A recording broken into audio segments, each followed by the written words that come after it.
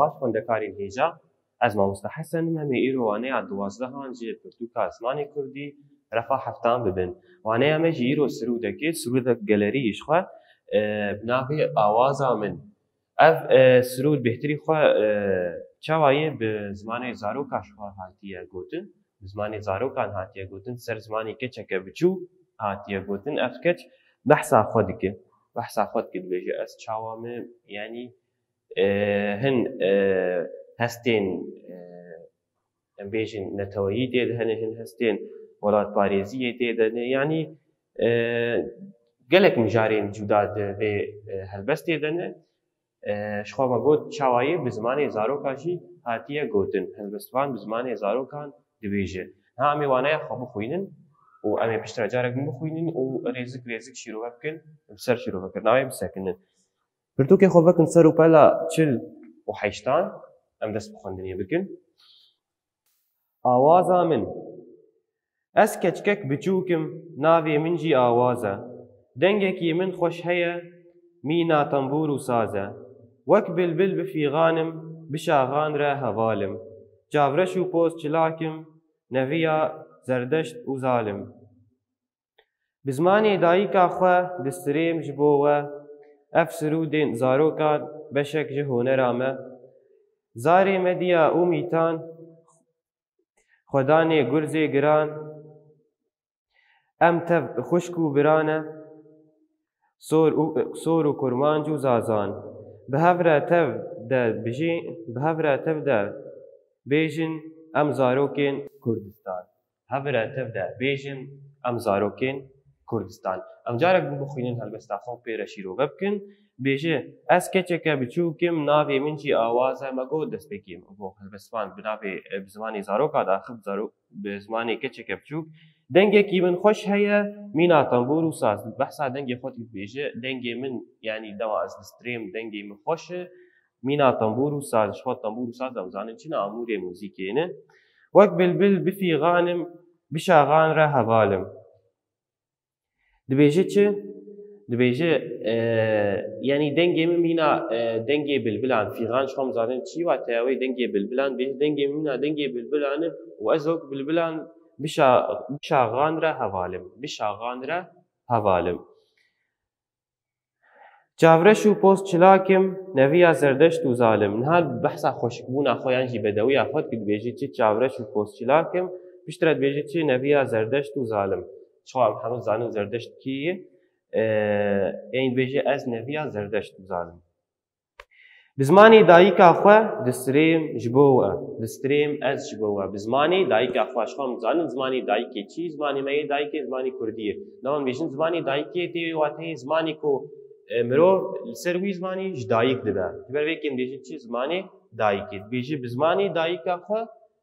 bi zimanê dayîka xwe distirêm ez ji bo we. Yanî ez bi zimanê xwe yê Kurdî distirêm. Ev sirûdên zarokan beşek ji honera me. Yên bêje me got destpêkê jî dîsam dubare dikin û ev helbest bi zimanê zaroka hatiye ew jî beşek ji honerekê ye. Honerek jêr dibêjin honera zarokî yan jî honera zarokan dibêje çi? Ev beşek ji honera me ye ku em stranên zarokan dibêjin. Zarê me diya û mîtan, xwedanê gurzê giran. Vê dekê ji xwe em zanin yanî pêşiyên Kurdan kî bûn pêşiyên Kurdan? Pêşiyên wan ji xwe mîtanî hebûn, mîdî hebûn. Ev vê wateyê dibêje zarê me diya û mîtan. Yanî em pêşiyê me kî bûn? Împaratoriya Mîdya û Mîtanî bûn. Em tev xuşk û biran e, sor û kurmanc û zazan. Em tev xuşk û biran e, sor û kurmanc û zazan. Ji xwe ev çin ev jî zaravayên Kurdî ne, soranî heye, dibêjin sor, kurmancî heye û zazan jî ew jî yanî hemû çawa ne beşên zimanê Kurdî ne. Beşên zimanê Kurdî ne. Bêje em tev bi hev re em xuşk û biran e. Bi hev re tev de bêjin em zarokên Kurdistan. Hev re tev de bêjin em zarokên Kurdistan. Yanî em hemû soranî û kurmancî û hemû yanî ev zaravayên Kurdî yan jî kesên bi zimanê Kurdî daxil bêjin çi em hemû zarokên كردستان ام همه زاروكي كردستان يعني تجوداهي وتفرقيد نافبر آمده تنيا هاجي مور سر واتين بيوان جمع دو بيو هنه واتيا وان امي بنفيسن دست بيكي تنبور چي مگو چي مگو آمورك موزيكي آمورك موزيكي فيغان دي سامد اوشي قد بريانها مگو چه مگو فيغان دنگي بلبلا دنگي بلبل دنگي بلبل شخوات في واناي دي تو پرستونن السر واناي پرسنتي گشتني اجبر في كيما يكسر ورن سر خالا ريزمان جمع ريزمان يرو بنافي هوال ناف چی شخوام جيرد بيجين جي رنگ دير چمان بيجين هوال ناف چمان بيجين رنگ دير هوال ناف چی رنگ دير چی اركيوان چی كاريوان چی چواتي دين ديار كرن ها امي بهتري خوابان آگاهي هما جي ناس بكن عن بيجين هوال ناف چاواي هوال ناف دمان بيجين هوال ناف تيوي واتيوي بناف ديران راورن هوال ناف دير هوال ناف دير مادام بيجين هوال ناف البت وي اب هوال ناف بناف دير وره گر ناف دير تنبه هوال ناف نيش خو بريان هاجي ما بحثا ناف دير اكديه ما گوتي چه ناف دير چي ناف دير او پيوا گوناوي كسكي جهك يان چتكي جمره ديار دير ميناك دام بيجين خوندكار كسي مادام ناف دير بينوس تشت مادام ناف دير گوند جه مادام ناف دير او بي اواي اجال جمع هوال ناف چي هوال ناف او هوال ناف به ناف دير رتي یان چاوانی اوی دیار یان جی میجر اوی دیار دیگه یان چاوانی هوا ناف دیار دیگه یان جی میجر بودینی یان چاوانی ناف دیار دیگه یان جی میجر اوی دیار دیگه هوا پینا سم کارن بیشین چه هوا ناف او پیوا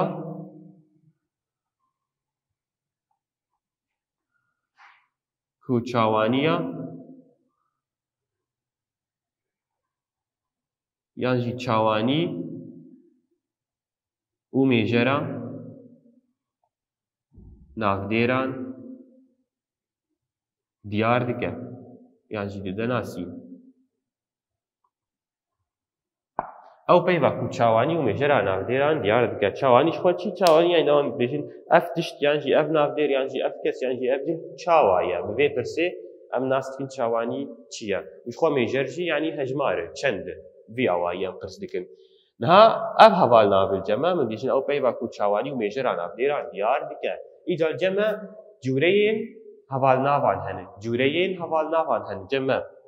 هوال نافين چاواني هن هوال نافين شانيداني هن هوال نافين پرسياري هن هوال نافين نبنافكري هن و هوال نافين اجمارين هن شو هم نكارن ايروفان همو جوريان شيرو وبكن تاني امي دي جوريين وان شيرو وبكن دسبيكي هوال نافين چاواني و هوال نافين شانيداني هوال ناوین چاوانیه و هوال ناوین شانیدانیه هوال ناوین چاوانیه چین هوال ناوین چاوانیه اجمر شو مگو هوال ناو دست بکی بناو دیرده اجمر چی دیار دکن ابداون بیشن هوال ناوین چاوانیه هلبت بی چی دیار بکن چاوانیا ناو دیر میناک دما ام بیشن چاوان بیشن چاوانیا ناو دیر ام بیشن میناک دما ام بیشن هوگر خوندکارێکی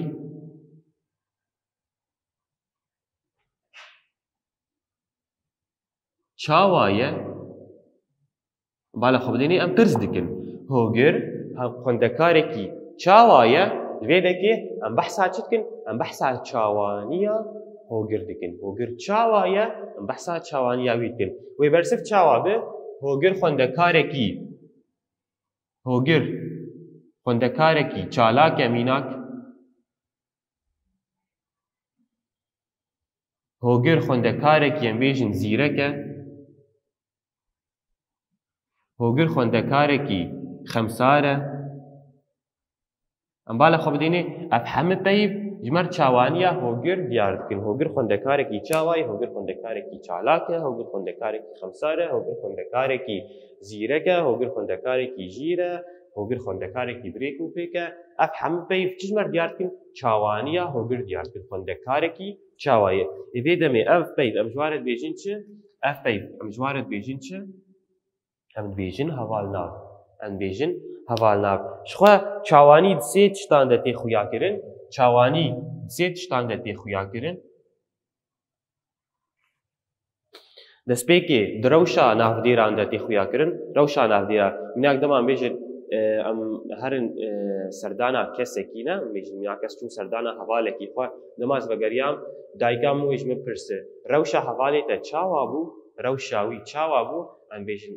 باش بوو نەخۆش بوو وەستیایی بوو ئەف هەمە پێی چاوانە ژمەر دیاردکرد ڕەوشە وی کەسی دیاردکردن یانجی ڕەوشە وێ نافدێرە یانجی وی نافدێر ژمەر دیاردکردن نان بێژن دەب پاقژە وێ دەمێ ئەم ڕەوشە دەپێ دیاردکرد دەمان بێژن دەب شکستیە وێ دەمێ ئەم دیسا ڕەوشە وێ دیاردکردن ئەف بۆ چاوانیە چیژی هەیە چاوانیە دە ئاوا دەستپێکێمە بۆ ڕەوش دەستپێکێمە بۆ ڕەوش جەمە چیژی هەی ئاوا هەیە ئاوای جا چاوای ئاوا بهتری خۆ گرێدایی بیرکاری چاوا ینی گرێدایی بیرکاری ئەم بێژی میناک دام کاب گرۆڤەر ئەم بێژن سێگۆشە ینی ئەف چاوانیە تشتان یانجی ناوێرا ژمەر دیار دەکرد میناک دەمان بێژن ئەف دەب چاوایە بێژن ئەف دەب ملکێشە یانجی ئەف دەب دامە دەمان بێژن ئەف دەب گرۆڤەرە میناک دەپێکمە گرۆڤەر هەیە بێژن ئەف دەب گرۆڤەرە بێژنگ چاوای بێژنگ گرۆڤەرە بالا خۆ دێنێیە ئەم چاوانیە تشتان یانجی چاوانیە ناودێران دیار دەکرد ئەف پێی وێ ولۆ ئەف پێی وێ وەک مەزن بچووک درێژ فرە بێژن میناک بلند نزم ئەف هەمە ژمەر چ دیار دکن ئاوا دیار دکن ئاوا دیار دکن چ جووداهی ناوبەرە ئاوا و ڕەوشێن هەیە چ جووداهی ناوبەرە ئاوا و ڕەوشێن هەیە ڕەوش ئەو ڕەوشا کۆ ئەف ناودێرتێدە دەرباست بە یاوێ شکستی بە یاوێ پاقش بە یاوێ بێژن میناک نەخۆش بە یاوێ قڕێژ بە یعنی بڤی ئاوایی ڕەوشا کۆ ئەف ناودێرتێرە دەرباست بێ لێ ئاوا چی ئاوا شکلێوی ناودێری ژمەر دیار دکێ ئەم بێژن شێوەی وی ژمەرە دیار دکێ مەزنە بچووکێ درێژە فرەهە کنە زرابە vî awayî tengê firehê yanî bala xwedênê ev hemû çi ne awan e ev ferqa rewş û awayî rewş ew rewşa ku navdêr dêre derbast be awa awayî wî yan jî şiklî wî yan jî şêweyî wî ada wî çi ada wî reng e ada wî reng e mînak deman bêjin debspî ye deman bêjin pênûs sor e deman bêjin lênûs kesk e şo em renga nas dikin hemû renga em nas dikin ew jî dikeve bin warê çawaniyê de niha em hersiya ser heman tevê pêk bînin em bêjin mînak deb paqij e yan jî şikestî ye deb paqij e peyva paqij ji me rewşa wê diyar kir madem çawaniya wê diyar kir madem heval e heval nabe niha em bêjin awa deb mezin e dîsa ji me awayê wê diyar kir madem çawaniya wê diyar kir madem çi ye heval nabe ya dawî em bêjin mînak deb spî ye bala xwe bidînî deb spî ye em bala xwe bidînî rewş awa reng hersî jî çawanî ye hersî jî çawanî ye madem peyva ku ji me re rewş û awa û rengê navdêrekî diyar bike wê demên bêjin çawaniya navdêr diyar dike mademî çi ye heval nabe heval nabe ev ji bo çi bû ji bo heval nabê çawaniyê niha em werin ser hevalnavên şanîdanê ceme hevalnavê şanîdanê hene eger tê bîrawe me beriya niha me cînavkên şanîdanê bir cînavkên şanîdanê me digo cînavkên şanîdanê hene çawan e cînavkên şanîdanê ên xwarû ev ji bo heyînên nêzik û ew ji bo heyînên dûr me digo cînavkên şanîdanê yên tewandî ji bo heyînên nêzik vî vê van ji bo heyînên dûr wî wê û wan hevalnavên şanîdanê û cînavkên şanîdanê heman tiştin hevalnavên şanîdanê û cînavkên şanîdanê heman tiştin cînavkên şanîdanê jî ev û ew vî vê van wî wê wan in her wiha jî hevalnavên şanîdanê ev ew vî vê van wî wê wan lê niha çi cûdahî navbera cînav û hevalnav deyî çi cûdahî navbera cînav û hevalnav deyî destpêka me dersa waneya cînavkan bir me got cînav çiman bêjin cînav ji ber ku cihê nav digire ji ber ku cihê nav digire yanî deman bêjin mînak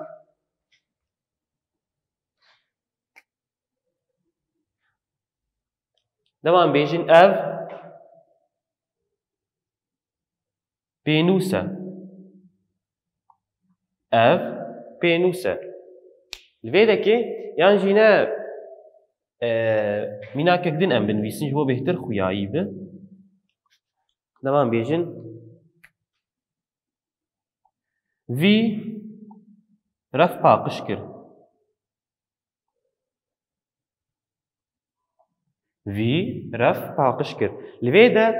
پەیوا وی کەتیشونا ناودێرێکی دمانە کەتیشونا ناودێرێکی کەتیشونا خوندەکار کەتیشونا چ ناو بێ کەتیشونا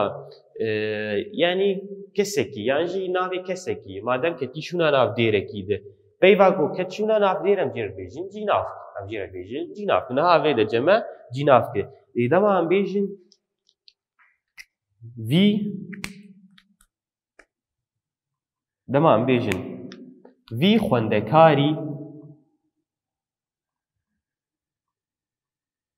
رەف پاقش کرد بالا خۆ بدینێ وی رەف پاقش کرد وی خوێندەکاری رەف پاقش کرد دەستپێکێ دە پەیوا وی کەتچوونا ناوێ خوێندەکار دە پەیوا وی کەتچوونا ناوێ خوێندەکار دە لێ دەمیناکە دیەم دە نە کەتچووناوی دە پەیوا ویجی هات پەیوا خوێندەکار جاتن بێژین وی خوێندەکاری رەف پاقش کرد وی خوێندەکاری رەف پاقش کرد لەوێدان بالا خۆ بدێنێ جودا هی نابەراوەندەی یا یەکەم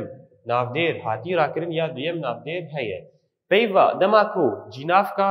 شانیدانێ ناودێر پشت وێ وەرە دەماکۆ جینافکە شانیدانێ ناودێر پشت وێ وەرە وێ دەمێ نەما دبنە جیناف چمانە جینافکەش بەرگۆ ناودێر هاتیە مادەمی ناودێر هاتیە نەکەتیشونا جهێ ناودێ مادەمجی نە ناودێرە نە جینافکە لێ دەکێ دەماکۆ پشتی جینافکە شانیدانێ ناودێر وەرە ئەو جینافک دبێتێ دەبێ هەواڵناوە شانیدانێ دەبێ هەواڵناوە شانیدانێ مەگۆ جینافکێ شانیدانێ هەنە ئەگەر پشتی جینافکێ شانیدانێ ناودێرە کات وێ دەمێ نەمات بە جینافک بچێ دەبێ هەواڵناوە شانیدانێ دەبێ هەواڵناوە شانیدانێ خۆ مەگۆ دەستپێکێ هەمان تشتن جینافک و هەواڵناو ئەو دبن جیناف و هەواڵناوژی وی وێوان وی وێوان ئەوژی دبن جینافکژی و دبن هەواڵناوژی لێ کەنگی جینافکن دەماتێکە بن شوونا جهێ ناودێ کەنگی هەواڵناون دەماکو ناودێرن پشتوان وەرە وی ئەوای خوێندەکارێن هێژان دگهێژن داویە خاڵا ڕێزمان و هەروەهاژین دگهێژن داویە وانەیە سپاس بۆ تەماشاکردنەیە بمێنن دکێت و خۆشینە